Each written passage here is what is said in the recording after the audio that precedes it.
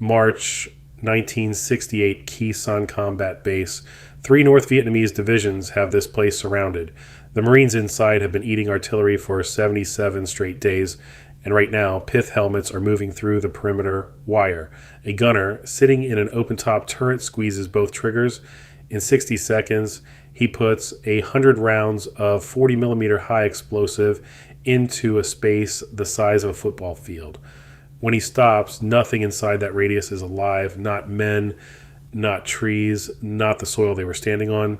The weapon that just saved every Marine on that airstrip was officially classified as obsolete junk 5 years earlier.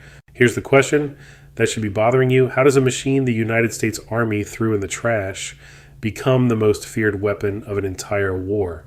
And why has almost nobody heard this story? The M42 Duster started life with a clear purpose and good parents. 1952. The Korean War proved that armored columns needed mobile air defense. Something tracked, something fast, something that could keep pace with the tanks and throw enough metal skyward to knock down a low-flying attack plane. So engineers took the twin 40mm Bofors cannon, a Swedish design that had been chewing up aircraft since the Second World War, and bolted it onto the chassis of the M41 Walker Bulldog light tank. 500 horsepower, 25 tons, 2 barrels that could cycle 120 rounds each per minute. General Motors built 3,700 of them. For about 5 years, the Duster had a home. Then jets got faster, missiles got smarter. By the late 50s, trying to shoot down a supersonic fighter with a manually aimed gun was like trying to swat a bullet with a tennis racket. The Army pivoted to the Hawk missile system, radar-guided, fire and forget, everything the Duster wasn't.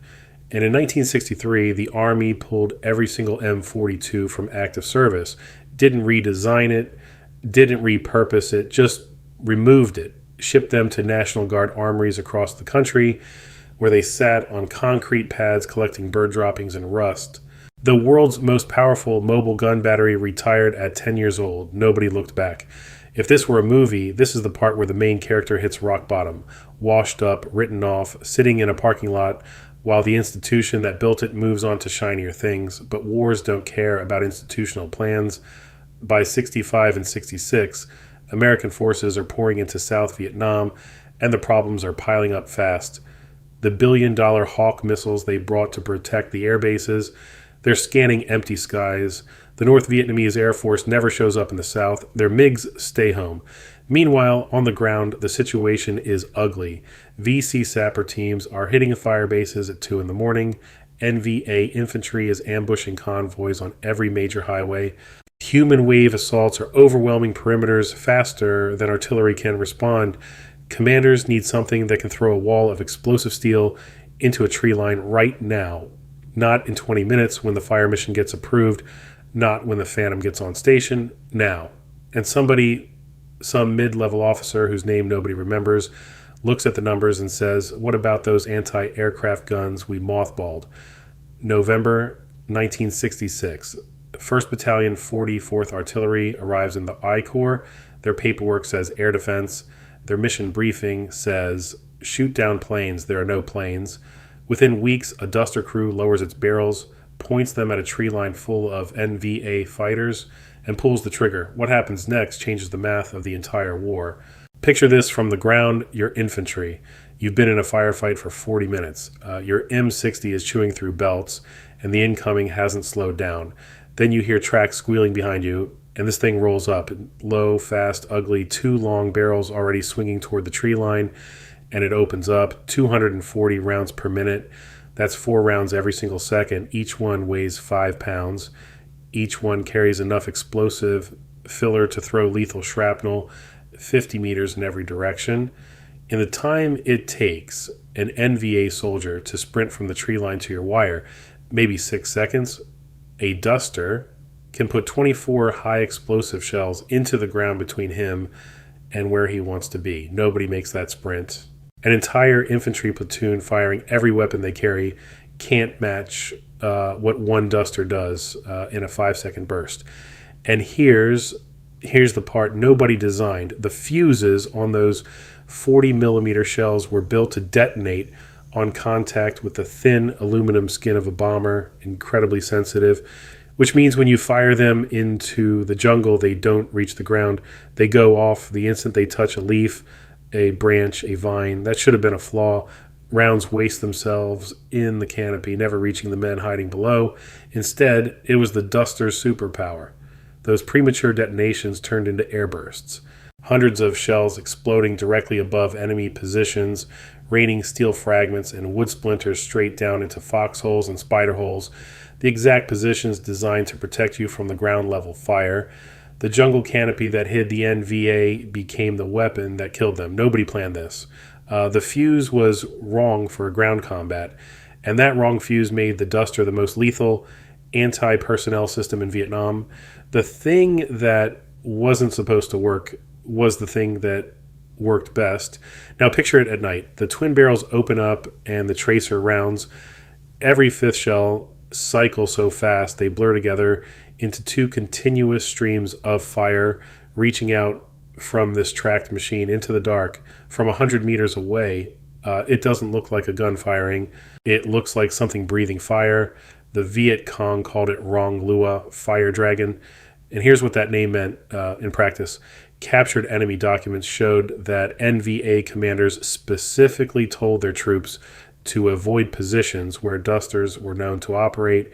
If the Fire Dragon was in your sector, you found a different sector. That kind of respect from an enemy that routinely charged machine gun nests tells you everything about what this weapon did to people. Duster crews paired up with quad 50 trucks, 4 50 caliber Brownings on a single mount, in teams they called Killer Junior.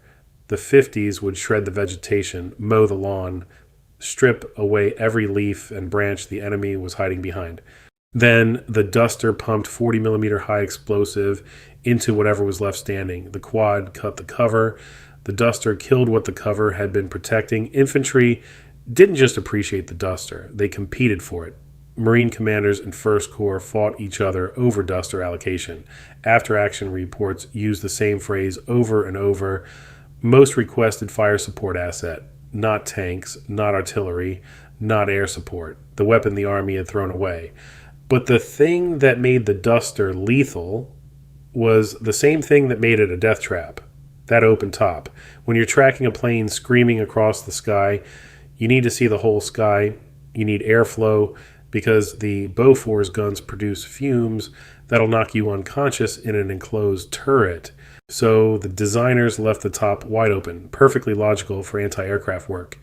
In Vietnam, it meant the gunner, the loaders, the sight setter.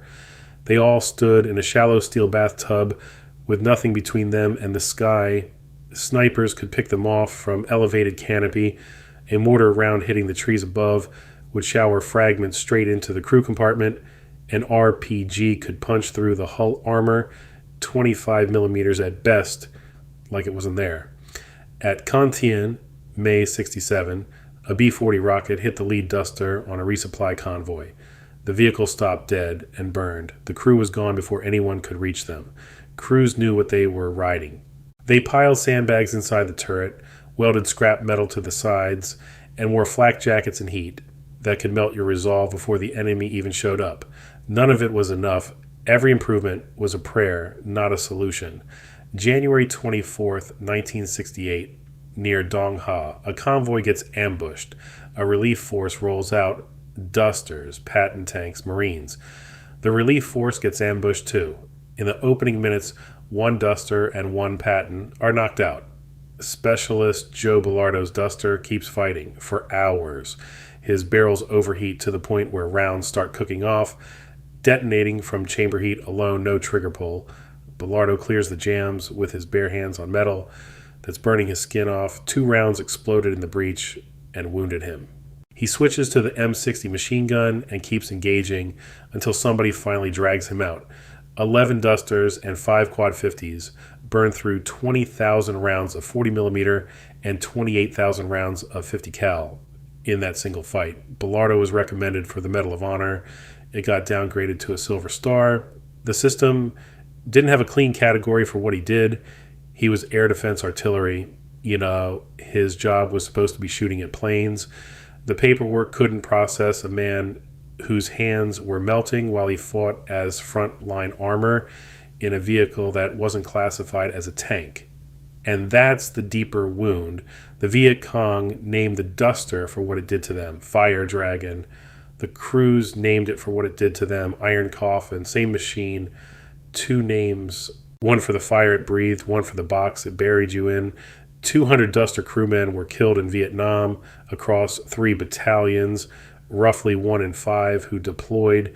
They knew the math. They climbed in anyway, and when the sun went down and the perimeter wire started moving, they squeezed those triggers and held them until the barrels glowed or the ammo ran dry, whichever came first. The men who survived carried the sound with them forever. 140 decibels of twin Bofors hammering their unprotected ears round after round for months. Most of them lost significant hearing. Some of them still flinch at percussive sounds 50 years later. The Marines at Khe Sanh got famous. The Duster crews who held the perimeter alive are a Wikipedia paragraph. The infantry battalions that survived Tet got unit citations and book deals.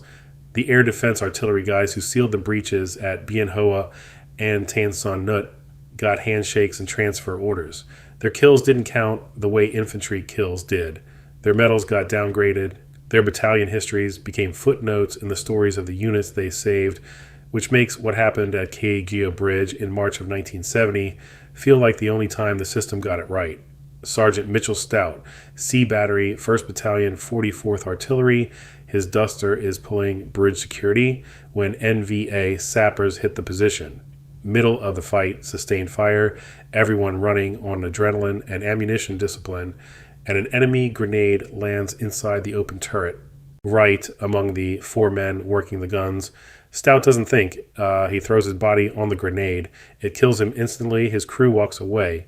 The only Medal of Honor ever awarded to an air defense artillery soldier in Vietnam went to a man who was never supposed to be in ground combat in the first place, a man whose entire branch existed to fight an air war that never came.